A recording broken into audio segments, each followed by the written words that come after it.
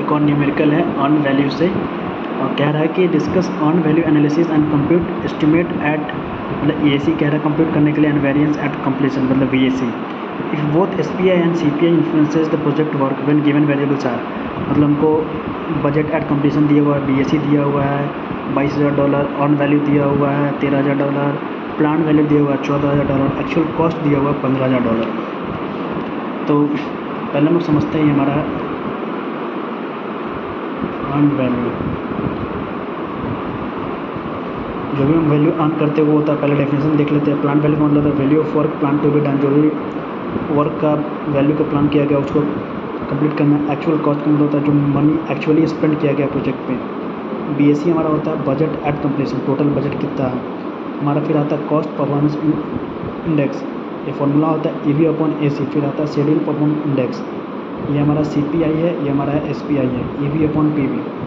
फिर है estimate at completion, EAC हम निकालेंगे जो निकालने के लिए कह रहा है, फिर VAC निकालने के लिए कह रहा है। इसका फॉर्मूला होता है BAC अपॉन CPI, इसका होता है BAC माइनस EAC। तो सबसे पहले जो स्टेप करेंगे हम CPI एंड SPI को कैलकुलेट करेंगे। CPI का फॉर्मूला होता है EV अपॉन AC। तो क्वेश्चन में देखो EV दिया हुआ है 13,000 दे दिया, और AC भी दिया हुआ है 15,000। ये कैलकुलेटर सॉल्व किया तो हमारा है $0.87 के आसपास। SPI भी कैलकुलेट करेंगे, ये होता है EV अपॉन PV। EV और PV भी दिया हुआ है, डाल के निकालेंगे आया। तो देखो जो क्वेश्चन कह रहा है ना कि ये both SPI and CPI influence, तो इन्फ्लुएंस का मतलब ये बताना हमको कि इट शोज प्रोजेक्ट एज। अगर CPI 1 से छोटा है, जैसे CPI हमारा 1 से छोटा आ रहा है, इसका मतलब है कि जो प्रोजेक्ट है ओवर बजट जा रहा है। और SPI अगर हमारा 1 से छोटा है, ये भी 1 से छोटा आ रहा है, इसका मतलब है कि अपने टाइम ड्यूरेशन से बहुत पीछे है हमारा प्रोजेक्ट। तो ये वाला हमारा डन हो गया। अब वो कह रहा है ये EAC and VAC find out करने के लिए।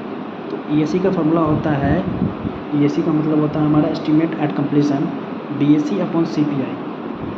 देखो BAC हमको दिया हुआ क्वेश्चन में, BAC दिया हुआ है $22,000, तो 22,000 लिखे, और CPI भी निकाले है 0.87, तो ये इतना आएगा।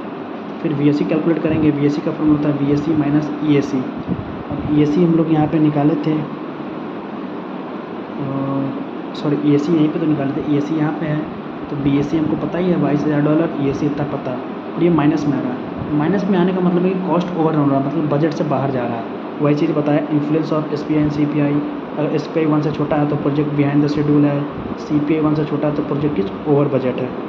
ये सब इंपॉर्टेंट न्यूमेरिकल है जो प्रीवियस ईयर में आया हुआ है।